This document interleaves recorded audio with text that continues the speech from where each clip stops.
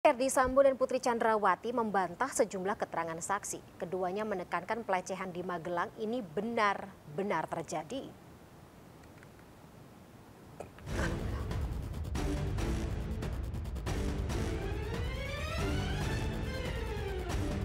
Seorang perempuan korban kekerasan seksual, pengancaman, dan penganiayaan. Terima kasih. Saya pastikan ini terjadi dan tidak mungkin akan saya berbohong masalah kejadian tersebut karena ini menyangkut istri saya. Dalam sidang yang berlangsung di PN Jakarta Selatan, Ferdy Sambo dan Putri Chandrawati hadir di ruang sidang. Sidang yang mengagendakan pemeriksaan saksi ahli, Ferdy Sambo menegaskan bahwa pelecehan seksual dilakukan Yosua terhadap istrinya benar terjadi di Magelang. Jadi saya pastikan ini terjadi dan tidak mungkin akan saya berbohong masalah kejadian tersebut karena ini menyangkut istri saya. Dari percakapan saya dengan terdakwa RE itu sudah jelas tidak ada doktrin, ancaman, intimidasi, tekanan, dan saat itu yang bersangkutan berada di Makobrimob. Senada dengan Sambo, Putri juga menyayangkan keterangan dari saksi ahli yang meragukan terjadinya pelecehan seksual. Sambil menangis, Putri menyayangkan saksi ahli yang disebut hanya membaca kronologi dari sumber penyidik tanpa melihat kronologi dari pihak terdakwa. Dan saya juga menyayangkan kepada Bapak selaku ahli kriminolog hanya membaca BAP dari satu sumber saja, karena saya berharap Bapak bisa memahami perasaan saya sebagai seorang perempuan korban kekerasan seksual, pengancaman, dan penganiayaan. Terima kasih. Dalam sidang kali ini, Jaksa Penuntut Umum menghadirkan 5 saksi ahli untuk mengungkap fakta dari hasil otopsi jenazah Yosua. Sementara itu dari 5 terdakwa, Richard Eliezer ikuti jalannya sidang melalui daring. Tim Liputan iNews melaporkan. Kita lanjutkan pemirsa perbincangan bersama dengan pakar hukum pidana Asmi Syahputra yang masih bergabung bersama kami dalam MNC News Now sore hari ini. Pak Asmi, ketika kita juga lihat bagaimana apa saja yang disampaikan terutama oleh terdakwa Ferdy Sambo dan juga Putri Chandrawati, kita bicara mengenai pelecehan seksual ya, yang tadinya terminologinya pelecehan, kemudian menjadi kekerasan, kemudian berubah lagi menjadi perkosaan. Apa yang bisa Anda tangkap dari situasi ini lagi-lagi? Ada perbedaan terminologi antar satu dengan lain-lainnya?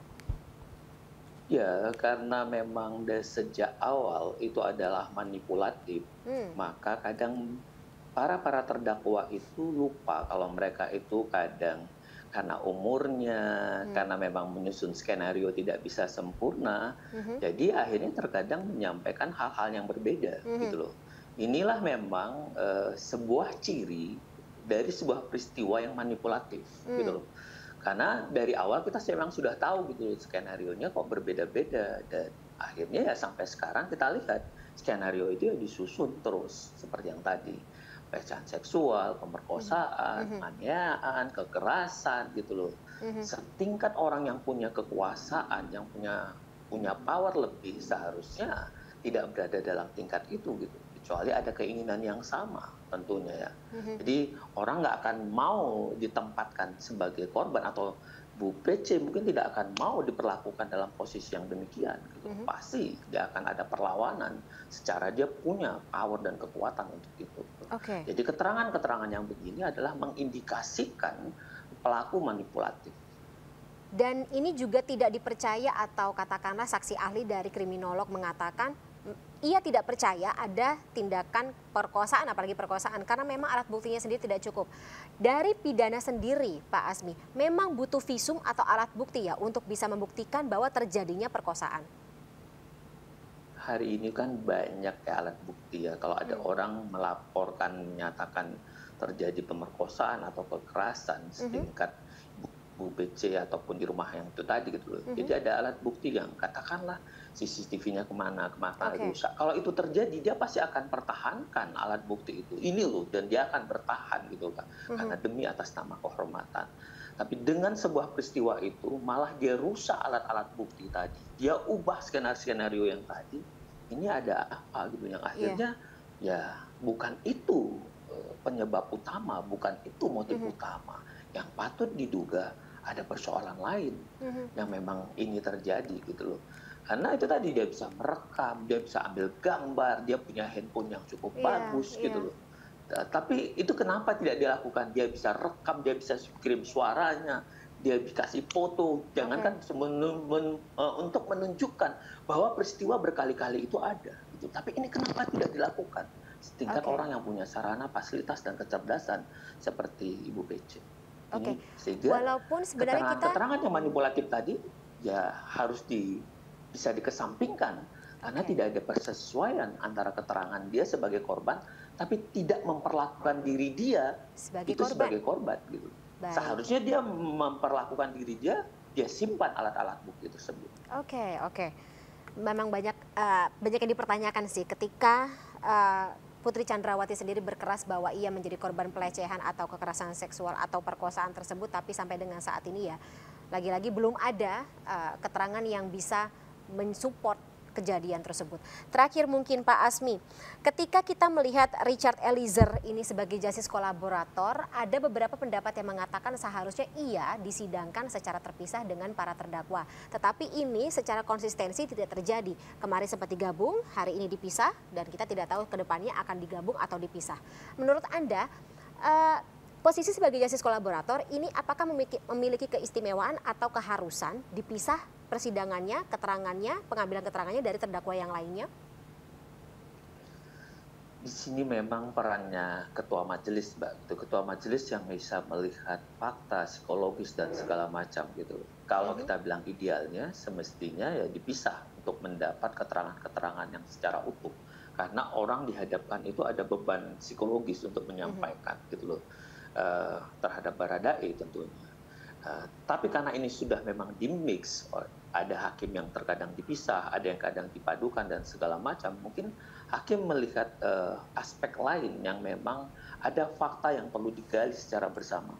Bagaimana psikologis orang ini, bagaimana respon dari saksi yang ini. Hakim ingin melihat itu, karena ini berkaitan di lain alat bukti. Hakim juga punya keyakinan hakim gitu untuk membaca perilaku, membaca gesturnya. Ini juga adalah satu yang nanti akan meyakinkan hakim sebelum dia melakukan penjatuhan putusan kepada para terdakwa tersebut. Tapi karena dia memang GC, saya kira Baradae ya layak juga oleh hakim diberikan satu keistimewaan, satu pengecualian tentunya, karena peran Baradae adalah satu poin kunci yang paling utama gitu loh. Karena kalau tidak ada keterangan Baradae, saya yakin perkara ini nggak akan bisa sampai ke dalam persidangan.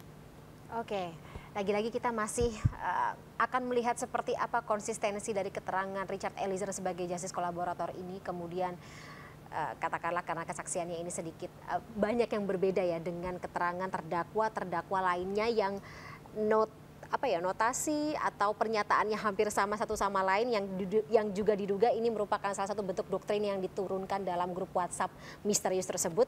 Tapi sebelumnya saya ingin mengucapkan terima kasih Pak Asmi atas waktunya bersama kami di MNC News Now sore hari ini. Salam sehat selalu Bapak, sampai jumpa. Sama-sama Mbak, matur nuwun Mbak. Sami-sami Bapak. Pemirsa, MNC News Now masih akan kembali bersama rekan saya Fazila Khairunisa, tetaplah bersama kami.